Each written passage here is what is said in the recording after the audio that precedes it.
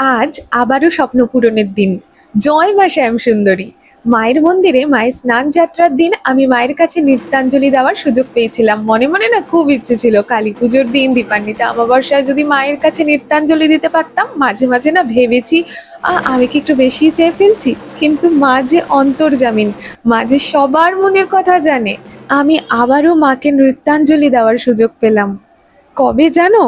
আমার বলতে গিয়েও গায়ে কাঁটা দিচ্ছে। কালী পুজোর দিন সন্ধেবেলায় তো মায়ের কাছে আমি সেদিন নৃত্যাঞ্জলি দিয়েছিলাম, তারই কিছু অংশ তোমাদের সাথে শেয়ার করছি। তোমরাও বলো জয় মা শ্যামসুন্দরী। এই মন্দিরটি হলো মায়ের নতুন মন্দির। মা মুকুন্দপুর থেকে শিয়ালদার নতুন বাড়িতে চলে এসেছেন।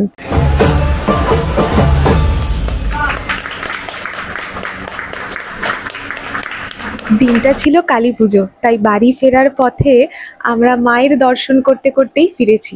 সবাই একসাথে বলো জয় মা।